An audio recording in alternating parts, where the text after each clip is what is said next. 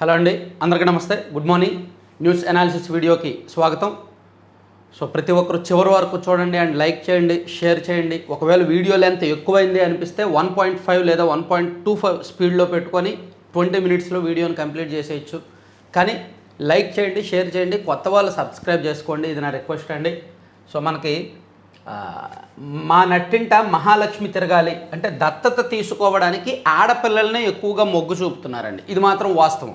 నాకు తెలిసిన వాళ్ళు చాలామంది పిల్లలు లేని వాళ్ళు ఎవరినైనా అడాప్ట్ చేసుకోవాలి అనుకున్నప్పుడు ఆడపిల్లలనే దత్తత తీసుకుంటున్నారు.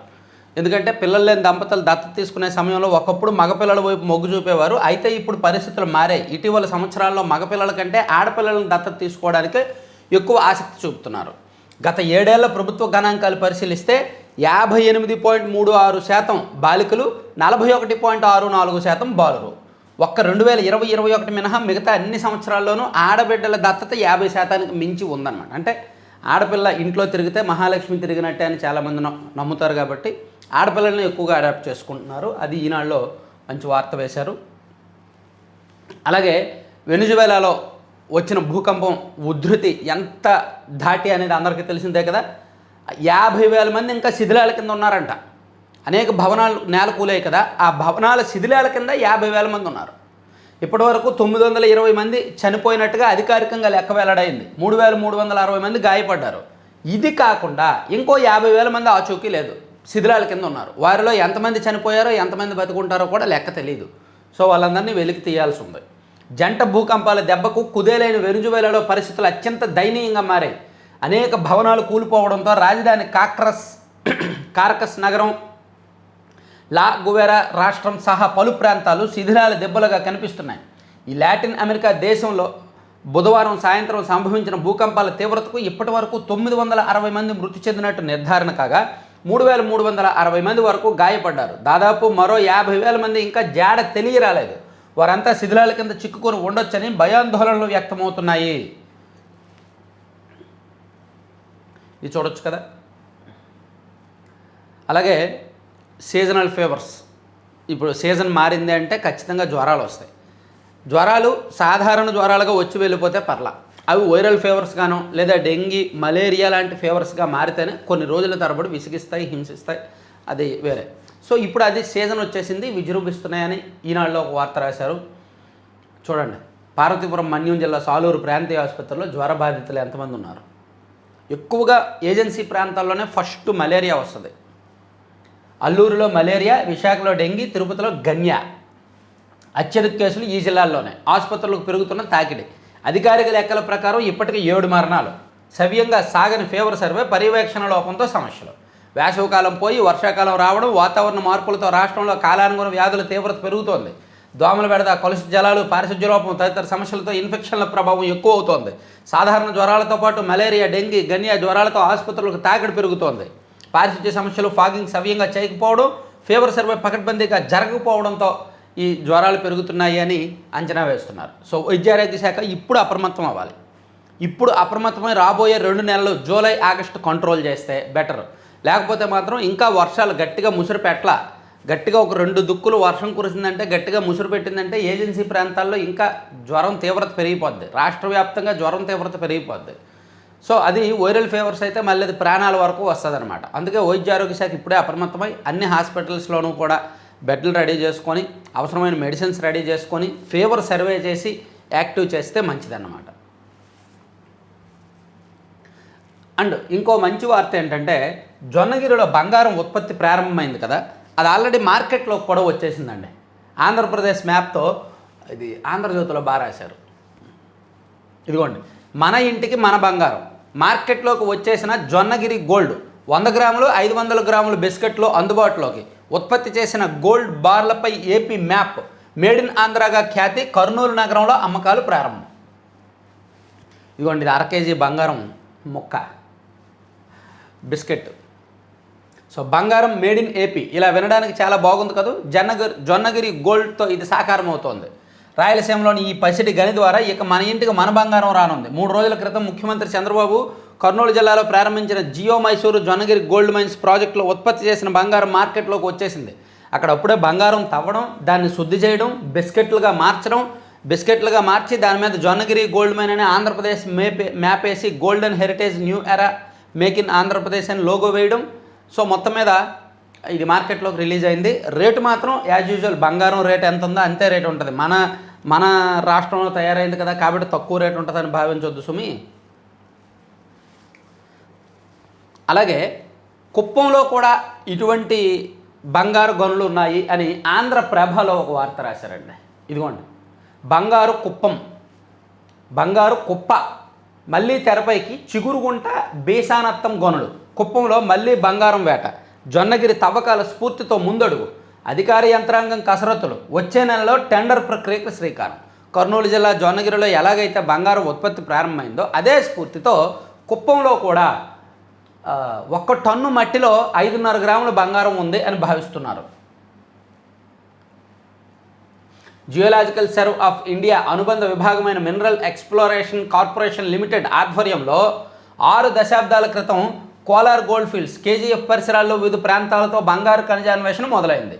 ఆ క్రమంలో కుప్పం నియోజకవర్గం గుడిపల్లి మండల పరిధిలో చేపట్టిన అన్వేషణ ఫలించి చిగురుగుంట బీసానత్తం గ్రామాల వద్ద బంగారు నిక్షేపాలు ఉన్నట్టు 70వ దశకం మధ్యకాలంలో తేలింది. సో ఇప్పుడు జొన్నగిరిలో ఎలాగైతే ప్రారంభించారో కుప్పంలో కూడా ప్రారంభించే అవకాశం ఉంది.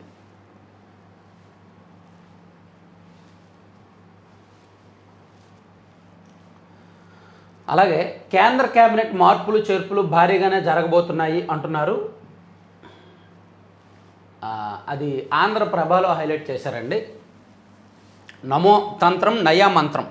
కొత్త ఆర్థిక మంత్రిగా ఆర్బీఐ మాజీ గవర్నర్ శక్తికాంత్ దాస్, నిర్మలా సీతారామన్ శాఖ మార్పు, ధర్మేంద్ర ప్రధాన్ హర్దీప్ పూరి అవుట్, గడ్కరీ ఖట్టర్ కిషన్ రెడ్డి రామ్మోహన్ నాయుడు శాఖల మార్పు, నితీష్ శ్రీకాంత్ షిండే తరుణ్ చుగ్ రాఘవ్ చెద్దాలు ఇన్, యూపీ పంజాబ్ మహారాష్ట్ర బెంగాల్లకు అధిక ప్రాధాన్యత, కేంద్ర మాజీ మంత్రులకు సైతం చోటు, యువ నాయకులకు అగ్రభాగం, విస్తరణపై కొనసాగుతున్న ఉత్కంఠ. సో ఆంధ్రప్రదేశ్ నుంచి రామ్మోహన్ నాయుడు గారికి ప్రమోషన్ రాబోతోంది. అలాగే లింగమనేని రమేష్ గారికి కూడా ఛాన్స్ ఇస్తారు, బెర్త్ ఇవ్వబోతున్నారు అనేది ఒక అంతర్గతంగా ఒక గాసిప్ అయితే సర్క్యులేట్ అవుతుంది. అంటే జనసేనకు కూడా కేంద్రంలో చోటిద్దామని భావిస్తున్నారు. ఇలా రకరకాల మార్పులు చేర్పులు ఇవన్నీ జరుగుతున్నాయండి. సో ఆర్థిక మంత్రి మారబోతున్నారు అనేది అయితే ఒక కీలకమైన అంశం. సో దీన్ని ఆంధ్రజ్యోతిలో వేసినట్టున్నారు. ఈవెన్ నిన్న మన ఛానల్లో వీడియో చేశాము. ఇక అయోధ్య రామ మందిరంలో 200 కోట్లు మాయం చేశారు. అయోధ్య రామ మందిర నిర్మాణానికి విరాళాలు స్వీకరించారు కదా భక్తుల నుంచి. అలా విరాళాల రూపంలో సుమారుగా 3000 కోట్ల వరకు వచ్చింది. రామ మందిర నిర్మాణానికి 2185 కోట్లు ఖర్చు చేశారు. సో మిగిలిన అమౌంట్ అంతా కూడా ట్రస్ట్ ఖాతాలో ఉంది. ఇలా విరాళాలు నగదు రూపంలో వస్తుంది కదా, దాన్ని సీసీ కెమెరాలకు అడ్డంగా ఉండి ఈ ట్రస్టులో పనిచేస్తున్న ఉద్యోగులు కొంతమంది, ఆలయ సిబ్బంది కొంతమంది కలిసి అక్కడ సీసీ కెమెరాలు ఉంటే దానికి అడ్డంగా నిలబడి ఆ సొత్తును కాజేశారు. కెమెరాలకు అడ్డంగా నిలబడి దుస్తుల్లో స్నానాల గదుల్లో దాచి అయోధ్య విరాళాలను దోచిన నిందితులు, భక్తులు ఇచ్చిన ఆభరణాలను వదిలిపెట్టని వైనం, 40 రోజుల వ్యవధిలోనే 70 సార్లు చోరీ, రహస్య కెమెరాల్లో గుర్తింపు, ఇప్పటి వరకు 79.85 లక్షలను స్వాధీనం చేసుకున్న సిట్, ట్రస్ట్ ప్రధాన కార్యదర్శి పదవికి సంపత్ రాయ్ రాజీనామా. సో ఎంతటి వారైనా వదిలేది లేదు, అయోధ్య కేసులో దోషులుగా తేలితే ఎంతటి వారినైనా వదిలేది లేదని యూపీ ముఖ్యమంత్రి ఆదిత్యనాథ్ దాస్ చెప్పారు. సో మొత్తం మీద అయోధ్య విరాళాల దుర్వినియోగం కేసులో విస్మయపరిచే వాస్తవాలు వెలుగులోకి వస్తున్నాయి. రాముడికి భక్తులు సమర్పించిన విరాళాలను దోచుకోవడానికి నిందితులు పలు అక్రమ మార్గాలు అనుసరించినట్టు ప్రత్యేక దర్యాప్తు బృందం విచారణలో వెల్లడైంది. లెక్కింపు గదిలో రహస్య కెమెరాలను పరిశీలించిన సిట్ మధ్యంతర నివేదికలో కీలక విషయాలు ప్రస్తావించింది. ఆలయంలో పలుమార్లు దొంగతనాలు జరిగాయని పేర్కొంది. రహస్య కెమెరాల నుంచి వారం రోజుల పాటు ఫుటేజీని పరిశీలించగా సిబ్బందిలో ఒకరు కెమెరాకు అడ్డుగా నిలబడి సహచరుల నగదును దుస్తుల్లో దాచుకొని రహస్యంగా తరలించడం కనిపించింది అని సిట్ నివేదికలో పేర్కొన్నారు. అలా దొంగలించిన సొత్తును ఆలయ ప్రాంగణంలో స్నానాల గదుల్లో దాచి అనువైన సమయంలో బయటకు తీసుకెళ్లేవారు. ఇలాగే కాకుండా నగదును బ్యాంకుకు తరలించేటప్పుడు కూడా డబ్బు కట్టల నుంచి కొన్ని నోట్లను పక్కదారి పట్టించేవారు అని కూడా గుర్తించారన్నమాట. ఇది విస్మయపరిచే విషయం అయోధ్య రామ మందిరంలో ఈ దొంగలు.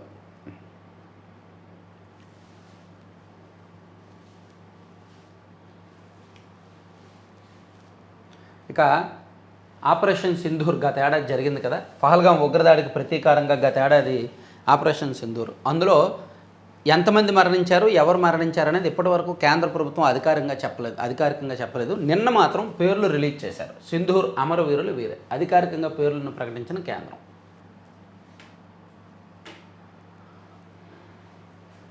సో వారి పేర్లతో సహా ఇక్కడ ఇచ్చారనమాట.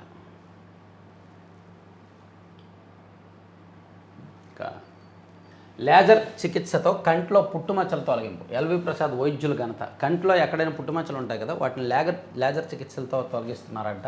సో ఎల్వి ప్రసాద్ హాస్పిటల్లో. తర్వాత కనీస జాగ్రత్తలతో గరిష్ట ప్రమాదాలకు అడ్డుకట్ట. సాయంత్రం 6 నుంచి రాత్రి 9 గంటల మధ్య ఎక్కువగా రోడ్డు ప్రమాదాలు జరుగుతున్నాయి అని చెప్తున్నారు.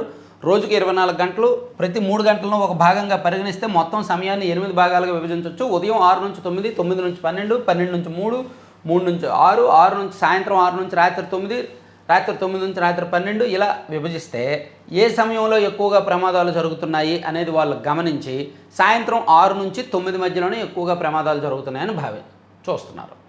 సో ఆ టైంలో ప్రమాదాలను కంట్రోల్ చేయడానికి పోలీసులు ఎక్కువగా జాగ్రత్తలు తీసుకోవాలని చెప్తున్నారు. సో రోజంతా కలిసి పని చేయడం వలన, అలిసిపోవడం వలన వాహనాలు నడిపేటప్పుడు ఏకాగ్రత లోపించడం, సూర్యాస్తమయ సమయంలో అంటే చీకటి ఉన్నప్పుడు వెలుతురు సరిగ్గా లేక ఎదురుగా వచ్చే వాహనాలు కనిపించకపోవడం, త్వరగా ఇళ్లకు చేరుకోవాలనే ఉద్దేశంతో అతివేగంగా నిర్లక్ష్యంగా నడపడం, మద్యం తాగి వాహనాలు నడపడం, ఇవన్నీ ఆ టైంలో నాకు తెలిసి ఎర్లీ మార్నింగ్ కూడా ఎక్కువగా జరుగుతాయండి. ఎర్లీ మార్నింగ్ 3 నుంచి 6 మధ్య కూడా ఎక్కువ ప్రమాదాలు జరుగుతాయి. ఇక్కడ అది కూడా ఇచ్చినట్టున్నారు వేకువజామున, ఇక్కడ తక్కువే ఇచ్చారు. ఎందుకంటే వేకువజామున ఎక్కువ బస్సులు లారీలు అవుతుంటాయి. ఎందుకంటే నైట్ అంతా డ్రైవ్ చేసి వాళ్ళు చేస్తారు. అంటే వేకువజామున జరిగే ప్రమాదాల సంఖ్య తక్కువైనా ప్రభావం ఎక్కువ ఉంటుంది, నష్టం ఎక్కువ ఉంటుంది. ఇక ప్రతి శుక్రవారం క్షేత్రస్థాయిలో పర్యటించాలి. సీజనల్ వ్యాధులపై అప్రమత్తంగా ఉండాలి. అధికారులకు ఉప ముఖ్యమంత్రి పవన్ కళ్యాణ్ ఆదేశం. అధికారులు ఇకపై ప్రతి శుక్రవారం అంటే ఫ్రైడే డ్రైడే అంటారు కదా, అలా ప్రతి శుక్రవారం కూడా క్షేత్రస్థాయిలో పరిశీలించి తాగునీటి సరఫరా అలాగే పారిశుధ్యం మీద ప్రత్యేక శ్రద్ధ చూపించాలని పవన్ కళ్యాణ్ గారు చెప్పారంట. ఇక ఒప్పంద ఉద్యోగిగా చేరి కోట్లకు పొడగలెత్తి అనే సేవలలో Tirupati PCB environment senior engineer ఒప్పంద ఉద్యోగిగా వచ్చి మరి కోట్లు సంపాదించారంట. అయ్యా మాతృభూమిలోనే కన్నుమూయాలని ఉంది. తిరిగి భారత పౌరసత్వం ఇప్పించాలన్న వృద్ధురాలు. ఆమె వినతిపై జీఏడీకి బాపట్ల కలెక్టర్ నివేదిక. అమెరికా పౌరసత్వాన్ని వదులుకొని భారత పౌరసత్వం కోసం దరఖాస్తు చేసుకున్న వృద్ధురాలు కొండ్రగుంట మహాలక్ష్మి విజ్ఞప్తిపై బాపట్ల జిల్లా కలెక్టర్ వినోద్ కుమార్ శుక్రవారం సాధారణ పరిపాలన శాఖకు నివేదిక పంపించారు. అక్కడ పరిశీలన అనంతరం కేంద్ర హోంశాఖకు వెళ్లనుంది. జన్మభూమిలోనే కనుమూయాలని ఉందని, త్వరగా తనకు భారత పౌరసత్వాన్ని ఇప్పించాలని బాపట్ల జిల్లా చినగంజం మండలం చింతగుంపల గ్రామానికి చెందిన మహాలక్ష్మమ్మ ఆన్లైన్ ద్వారా ప్రభుత్వానికి దరఖాస్తు చేసుకున్నారంట. ఇక వైకాపా ప్రభుత్వంలో ఉద్యోగులకు 25,000 కోట్ల బకాయిలు. ప్రభుత్వ ఉద్యోగుల సంఘం రాష్ట్ర అధ్యక్షుడు సూర్యనారాయణ వైకాపా ప్రభుత్వంలో ఉద్యోగులకు 25,000 కోట్ల బకాయిలు పెట్టారని ఏపీ ప్రభుత్వ ఉద్యోగుల సంఘం రాష్ట్ర అధ్యక్షుడు కేఆర్ సూర్యనారాయణ తెలిపారు. పాపం ఈయనకే వైసీపీ అధికారంలో ఉన్నప్పుడు విపరీతమైన బెదిరింపులు వచ్చేవి, విపరీతమైన థ్రెట్ ఉండేది. సజ్జల మెయిన్ టార్గెట్ చేశారు ఇతన్ని. వైసీపీ మళ్ళీ అధికారంలోకి వస్తే ఈయన అసలు రాష్ట్రంలో ఉండేవాడు కాదు పాపం. పథకం ప్రకారమే గాయత్రి కేసు. శ్రీచరణ్పై మృతురాలి తండ్రి సుధాకర్ తన కుమార్తె రాధా గాయత్రిని పథకం ప్రకారమే అల్లుడు శ్రీచరణ్ మసూరిలో చేశాడని మృతురాలి తండ్రి ఆరోపించారు. విశాఖలోని సింహాచలంలో శుక్రవారం జరిగిన రాధా గాయత్రి మరణాంతర కార్యక్రమానంతరం సుధాకర్ మీడియాతో మాట్లాడారట.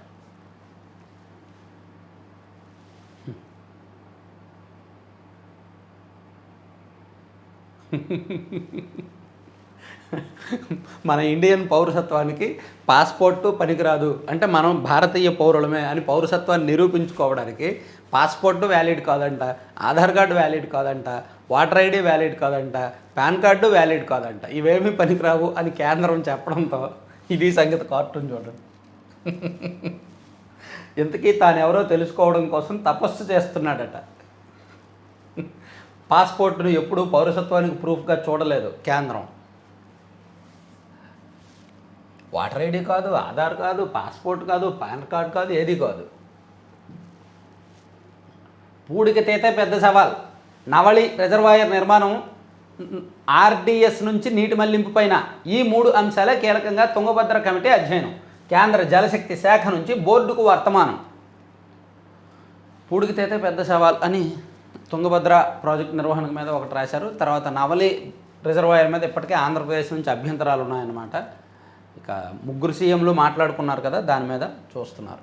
ఇక జిల్లాల అవసరం మేరకే ఉద్యోగుల విభజన, మార్కాపురం పోలవరానికి తాత్కాలిక సర్దుబాటు, ముసాయిదా మార్గదర్శకాలు విడుదల. ఆరోపణలున్న ఎస్ఈ పోస్టుకు సిద్ధం, ఆర్ఎండ్బిలో రెగ్యులర్ ఎస్ఈని తప్పించి ఇన్ఛార్జిగా వచ్చే ప్రయత్నాలు. ఆ ఇంజనీర్పై క్షేత్రస్థాయిలో తీవ్రమైన అవినీతి ఆరోపణలు ఉన్నాయి. గతంలో డిప్యుటేషన్ కింద పనిచేసిన శాఖలోనూ అనేక అక్రమాలకు పాల్పడ్డారు.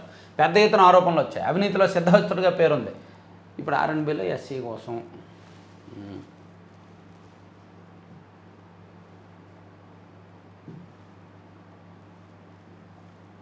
నవ్వకుండా ఉండలేకపోయా. చిన్నారి ఆర్న, ఇది సోషల్ మీడియాలో బాగా వైరల్ అయింది వీడియో, మీరు చూసే ఉంటారు. ఈ నువ్వు నాకు నచ్చావు సినిమాలో వెంకటేష్ చెప్పే డైలాగ్ని బ్యాక్ అండ్ వాయిస్ పెట్టి ఈ అమ్మాయి వీడియోని చేశారు. దాన్ని సీఎం చంద్రబాబు గారు రీట్వీట్ చేశారు. విద్యా వ్యవస్థలో మార్పు వెంటనే సాధ్యం కాదు, విడతల వారీగా అన్నింటినీ పరిష్కరిస్తాం, ఫలితాలు సాధించే గురువులకు గుర్తింపునిస్తాం. ఈ మధ్య కొంతమంది ప్రభుత్వ ఉపాధ్యాయులు సింగపూర్ వెళ్ళొచ్చారు కదా, సింగపూర్ వచ్చి అక్కడ విద్యా విధానాన్ని పరిశీలించారు కదా, వారితో మంత్రి నారా లోకేష్ గారు కాసేపు భేటీ అయ్యారు. భేటీ అనేక అంశాలను మాట్లాడారు. అలాగే రహిత రాష్ట్రం, నిషేధిత మాదక ద్రవ్యాల రహిత రాష్ట్రమే లక్ష్యం, మాదక ద్రవ్య వ్యతిరేక దినోత్సవంలో మంత్రి అనిత. సాయికృష్ణ కేసులో మరో ముగ్గురికి నిందితులు. మర్చిపోయానండి, సాయికృష్ణ కేసుకి అత్యంత కీలకమైన ఏంటంటే 2 అప్డేట్స్. ఒకటి సిఐ నాగరాజుకి మరో 2 కానిస్టేబుల్, అలాగే ఒక ప్రైవేట్ వ్యక్తి సురేష్ అనే వ్యక్తులు సహకరించారని సిట్ ధృవీకరించింది. వాళ్ళ కోసం ఇప్పుడు దర్యాప్తు జరుగుతోంది. అలాగే ఈ కేసును సిబిఐకి అప్పగించాలని సాయికృష్ణ తల్లి పిటిషన్ వేశారు. మరోవైపు ఈ కేసుని ఎన్హెచ్ఆర్సీ మానవ హక్కుల సంఘం చాలా సీరియస్గా పరిగణించి రాష్ట్ర ప్రభుత్వానికి, డీజీపీకి అండ్ విజయవాడ పోలీస్ కమిషనర్కు నోటీస్ ఇచ్చి సీసీటీవీ ఫుటేజ్ ఇమీడియట్గా రికవరీ చేయండి అని చెప్పి ఆదేశించిందండి. అది చాలా సీరియస్ ఇష్యూ. వీళ్ళు ఈనాడులో హైలైట్ చేయలేదు, కానీ సాక్షిలో రాశారా లేదా, రాయలేదేమో, ఆంధ్రజ్యోతిలో రాశారా లేదా.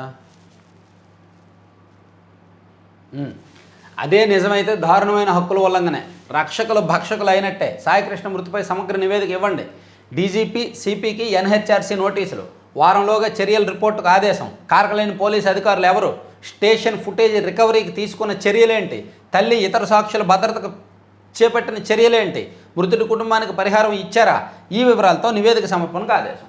ఎన్హెచ్ఆర్సీ చాలా సీరియస్గా రెస్పాండ్ అయ్యి ఇమీడియట్గా సీసీటీవీ ఫుటేజ్ ఏదైతే డిలీట్ చేశారో మొత్తం రికవరీ చేయండి, రికవరీ చేయండి.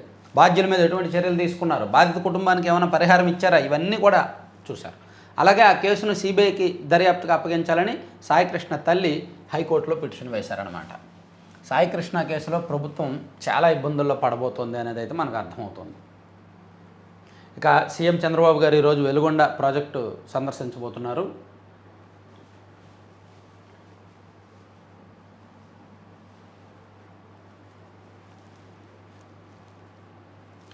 భవిష్య నిధిలో 25% కనీస నిల్వ తప్పనిసరి, ఈపీఎఫ్ఐటీ వ్యవస్థలో కీలక మార్పులు, జూలై 1 నుంచి అమల్లోకి వచ్చేలా కార్యాచరణ.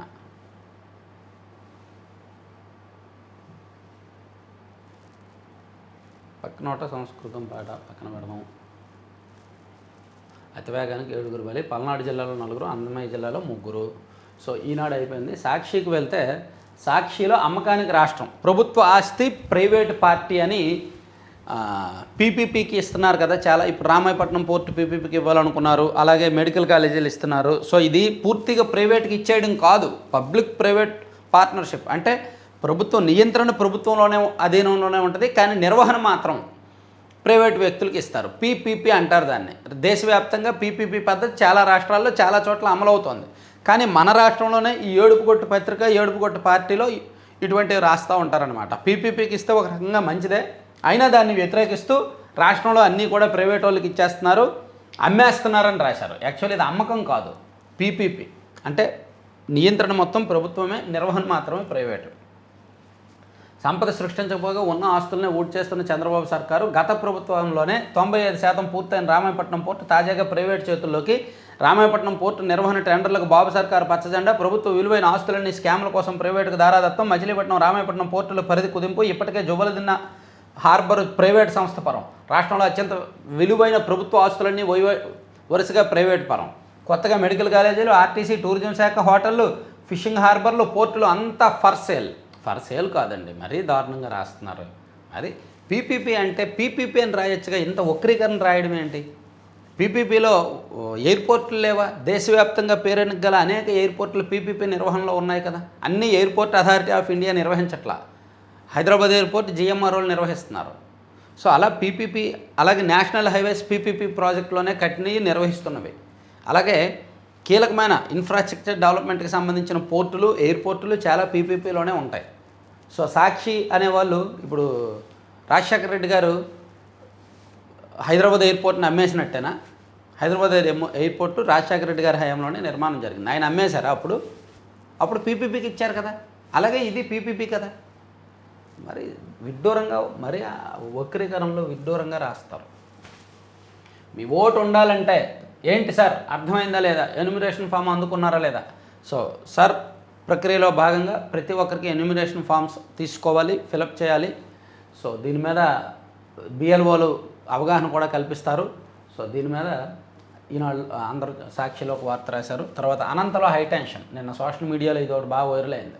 సో అనంతపురం తాడిపత్రిలో పెద్దారెడ్డి గారి ఇంటి నుంచి బయటికి రాకూడదని చెప్పి ప్రభాకర్ రెడ్డి గారు, సో ఆయన ఎవరు నన్ను ఆపడానికి, పోలీసులు ఎందుకు నన్ను ఆపుతారు, నా స్వేచ్ఛ ఇది అని చెప్పి ఆయన, అలా కాసేపు ఘర్షణ వాతావరణం జరిగింది. జేసీ ప్రభాకర్ రెడ్డి కొనసంలో డ్యూటీ చేసిన పోలీసులు, వైఎస్ఆర్సీపీ చేపట్టిన శాంతియుత దీక్షకు వెళ్లకుండా పార్టీ నేతల శ్రేణులు అడ్డుగింత.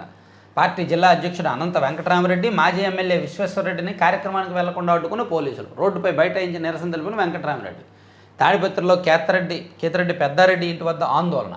కళ్యాణదుర్గంలో మాజీ ఎంపీ తలారి, గుంతకల్లులో వైఎస్ఆర్సీపీ నేతలు హౌస్ అరెస్టు. మొత్తానికి జేసీ గారు మాట నెగ్గించుకున్నారు అయితే నిన్న. సో మంత్రి సంధ్యారాణి ఇంటిని ముట్టడించిన టీచర్లు. గిరిజన శాఖ మంత్రి సంధ్యారాణి ఇంటి ఎదుట గిరిజన గురుకులాల అవుట్సోర్సింగ్ ఉపాధ్యాయులు శుక్రవారం ధర్నా చేశారంట. ఇక ఉద్యోగుల బకాయిలకు బదులు భూములు ఇస్తారు. ఒప్పందాన్ని ఇరాన్ ఉల్లంఘించింది. హార్మూజ్ నౌకపై దాడి చేయడం ద్వారా కాల్పుల విరమణ ఒప్పందాన్ని ఇరాన్ ఉల్లంఘించిందని ట్రంప్ మండిపడ్డారు. ఈ రాత్రికి నాశనం చేసేస్తామని వార్నింగ్ ఇవ్వండి, అలవాటేగా. ఈ రాత్రికి ఇరాన్ను నాశనం చేసేస్తామంటాడు. ఇక సరుకు ఏడాది మారథాన్లో ఏపీ సీఎం విజయ్ పరుగు. చెన్నైలో నిర్వహించిన స్టార్ రన్ స్టాప్ డ్రగ్స్ అవగాహన మారథాన్లో తమిళనాడు సీఎం విజయ్ 3 కిలోమీటర్ల దూరం పరుగు తీశారు. అలాగే డిఎంకేకు ఎండిఎంకే షాక్. తమిళనాడులో డిఎంకే కూటమితో ఉన్న 10 ఏళ్ల బంధాన్ని వైగో నేతృత్వంలో ఎండిఎంకే తెగదింపులు చేసుకుందంట. ఇక నిన్న ఐర్లాండ్తో జరిగిన 2020 మ్యాచ్లో ఇండియా ఓడిపోయింది. పేపర్ మ్యాచ్ చూస్తే అందరూ బలమైన బ్యాట్స్మెనే. అభిషేక్ శర్మ, సంజు శాంసన్, ఇషాన్ కిషన్, తిలక్ వర్మ లాంటి పెద్ద పెద్ద బ్యాట్స్మెన్లు ఉన్నారు. అయినా సరే ఇరాన్ మీద ఇండియా ఓడిపోయింది. ఐర్లాండ్ మీద ఇండియా ఓడిపోయింది T20లో. సరే సాక్షి పక్కన పెట్టి ఆంధ్రజ్యోతి చూస్తే ఆంధ్రజ్యోతిలో ఇది వద్దు బ్రో, ఇది ఓకే. అయ్యో రామ, అయోధ్యలో జరిగిన స్కామ్, ఆ దొంగతనాన్ని రాశారు. తర్వాత బాబోయ్ బ్రిడ్జిలు, రాష్ట్ర వ్యాప్తంగా ప్రమాదకర స్థితిలో 1572 వంతెనలు ఉన్నాయంటండి. వామ్మో. ఏలూరు జిల్లా లింగపాలెం, కామవరపుకోట మండలాల మధ్య గుండేరు వాగుపై నిర్మించిన వంతెన చూసారా ఎంత ప్రమాదకరంగా ఉందో. వంతెన ఆల్రెడీ కూలిపోయింది, దాని మీద టెంపరీగా మట్టేశారు, దాని మీద లారీ వెళ్తుంది. అది కూలిపోతే ఎంత ప్రమాదం. వీటిలో 520 అతి ప్రమాదకరమైనవి. ఇవిగాక యుద్ధ ప్రాతిపదికన నిర్మించాల్సిన వంతెనలు మరో 72. మొత్తానికి కలిపితే 2533 కోట్లు కావాలని R&B ప్రతిపాదన. ఇప్పుడు వర్షాలు పడుతున్నాయి కదా, వర్షాకాలం కదా, ఇవి మరింత కుంగిపోతాయి అన్నమాట. సో అందుకని సాధ్యమైనంత త్వరగా వీటిని కట్టాలని చెప్తున్నారు. తర్వాత భోగాపురంలో ఫీజుల మోత. భోగాపురం ఎయిర్పోర్ట్ ప్రారంభానికి సిద్ధంగా ఉంది. అక్కడ విమానం ఎక్కితే 826, దిగితే 413 UDF. ఇంటర్నేషనల్ ఫ్లైట్కు మరింత ఎక్కువ. ప్రస్తుత ఎయిర్పోర్ట్తో పోలిస్తే బాదుడే. దూరాభారంతో పాటు ఫీజులు భారమే. కొంతకాలం వెసులుబాటు ఇవ్వాలంటుండే ప్రయాణికులు. సో భోగాపురం అంతర్జాతీయ విమానాశ్రయం ప్రారంభం కాకముందే ప్రయాణికులను బెంబేలెత్తిస్తోంది. విశాఖ నగరం నుంచి ఆ విమానాశ్రయానికి వెళ్ళడమే దూరాభారం అనుకుంటే అక్కడ యూజర్ ఛార్జీలు కూడా ఎక్కువగా ఉన్నాయని చెప్తున్నారండి. ఇక ప్రతి ఇంటికి డిజిటల్ నెంబర్ ఇస్తారంట. GIS మ్యాపింగ్, QR కోడ్ కూడా స్కాన్ చేస్తే అరచేతిలో ప్రాపర్టీ సమగ్ర సమాచారం, సంస్థ సేవలు. సో రాష్ట్ర వ్యాప్తంగా పట్టణాలు అండ్ పురపాలక సంఘాలు, నగరపాలక సంస్థల్లో ఇంటికి డిజిటల్ నెంబర్ ఒకటి ఇస్తారంట. ఆ డిజిటల్ నెంబర్ మనం స్కాన్ చేస్తే దాని వివరాలు, దానికి పెండింగ్ ఉన్న ప్రాపర్టీ ట్యాక్స్, అది ఎవరి పేరు మీద ఉంది, ఎప్పుడు కట్టారు, ఇవన్నీ వస్తాయని చెప్తున్నారు. ఇక ఎల్ నినోతో ఎన్ని కష్టాలు. కృష్ణా గోదావరి బేసిన్లో వర్షాభావం. వర్షాలు లేక సాగర్, శ్రీశైలం జలాశయాలకు సరిగా నీరు రాదు. జల విద్యుత్ పైన భారం. థర్మల్ విద్యుత్కు సమస్య. తాగునీటి సమస్యలు. కోస్తాంధ్రలో తీరానికి కోత. రైతులతో పాటు ఆక్వా సాగుదారులకు కష్టమే. ఇది 1997కు మించి విపత్కర పరిస్థితి. చూసారా ఎల్నినో ప్రభావం ఎంత దారుణంగా ఉండబోతోందో.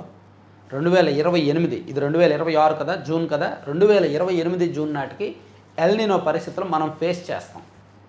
నిత్యావసరాల ధరలు పెరిగిపోతాయి, బియ్యం మార్కెట్లో విపరీతంగా పెరిగిపోద్ది, కూరగాయల ధరలు విపరీతంగా పెరిగిపోతాయి, మన ఇంటి ఖర్చులు చాలా దారుణంగా పెరిగిపోతాయి. ఎందుకంటే పంట ఉత్పత్తి తగ్గుద్ది. పంట ఉత్పత్తి ఎప్పుడైతే తగ్గుద్దో, ఆహార నిల్వలు ఎప్పుడైతే తగ్గుతాయో, డిమాండ్కి తగ్గట్టు నిల్వలు లేకపోతే రేట్లు పెరుగుతాయి కదా. సో ఖచ్చితంగా మనం సంక్షోభాన్ని చూడబోతున్నాం. ఇది ఒక హెచ్చరిక. ఎల్నినో అనేది అంటే పంటలు బాగా తగ్గుతాయి, దిగుబడి తగ్గుద్ది, అలాగే తాగునీటికి కూడా ఇబ్బంది వస్తుంది అని చెప్పి చెప్తున్నారనమాట. సో ఎల్నినో మీద వీలైతే స్టడీ చేయండి. నేను కూడా స్టడీ చేసి ఒక వీడియో చేస్తాను. మరీ శ్రీలంకలో నెలకొన్న ఆర్థిక సంక్షోభం లాంటి విపత్కర పరిస్థితులు రావు, కానీ దాన్ని టచ్ చేస్తామేమో అనుకుంటున్నా. ఇక ప్రజలకు చెరువుగా మనమిత్ర కుల ఆదాయ ధృవీకరణ పత్రాల జారీ సరళతరం, బిడ్డ పుట్టిన వెంటనే కుటుంబ వివరాలన్నీ నమోదు, ప్రభుత్వ పథకాలన్నీ అప్పుడే పుట్టిన బిడ్డకు దక్కాలి అని చెప్తున్నారు. తర్వాత ముడుపుల కోసం మలుపులు, అలైన్మెంట్తో వైసీపీ ఆటలు, తిరుపతి రోడ్లలో భూముల మాస్టర్ ప్లాన్, అలైన్మెంట్ భూములు పోయే పెద్దలకు అండగా రంగంలోకి 2 కోట్ల ముడుపులు వసూలు, సరళ ర్యాంక్గా ప్రతిపాదించిన రోడ్డుని ఎటుపడితే అటు తిప్పిన మైను నాటి డిప్యూటీ మేయర్ కొడుకు అభినయ్ పదవిని అడ్డం పెట్టి ఇష్టారాజ్యం. విజిలెన్స్ విచారణలో వెలుగులోకి. తిరుపతి రోడ్లంట స్ట్రైట్గా వెళ్లాల్సింది అష్టవంకర్లో తిప్పారంట. ఎందుకంటే అలైన్మెంట్ మారిస్తే అక్కడ తన సన్నిహితులకు లబ్ధి జరుగుద్ది, వాళ్ళ దగ్గర డబ్బులు తీసుకున్నారంట. అది రాశారు. విజిలెన్స్ విచారణలో బయటకు వచ్చింది. ఇది ఏం కాదు, ఆయనతో కాంప్రమైజ్ అయిపోయి డబ్బులు తీసుకుంటారు, ఏం బాధపడద్దు, కాంప్రమైజ్ అయిపోతారు మీతో. విజిలెన్స్ విచారణలన్నీ ఎందుకంటే ఆ రిపోర్ట్లను అడ్డం పెట్టుకొని బేరం పెట్టడానికే. ఇస్లాంలోకి మారితే బీసీ ముస్లిం హోదా రద్దయినట్టే, వారు కేవలం ముస్లింలో అవుతారు. ఇక శిథిలాలు తొలగిస్తున్న కొద్దీ మృతదేహాలు వెనుజువేలాలో, ఇవన్నీ ఆంధ్రజ్యోతి అంశాలండి. ఆంధ్రజ్యోతిలో నెక్స్ట్ పేజీలో చూసుకుంటే 5 ఏళ్లలో 1,00,000 మంది ఉద్యోగులు తొలగింపు, ఖర్చులు తగ్గించుకునేందుకు ఫోక్స్ వ్యాగన్ ఆలోచన. కార్ల తయారీకి సంబంధించి ప్రపంచంలోనే అతిపెద్ద సంస్థల్లో ఒకటైన ఫోక్స్ వ్యాగన్ కంపెనీ ఖర్చులను తగ్గించుకునే క్రమంలో 2030 నాటికి 1,00,000 మంది ఉద్యోగులను తొలగిస్తారంటండి. చాలా పెద్దది కదా, పెద్ద తొలగింపు. తర్వాత కేతన్కు బట్టతల విగ్గు పెట్టుకునేవాడు, అది నచ్చకనే వదిలించుకునేందుకు చంపేశానన్న సీఏ.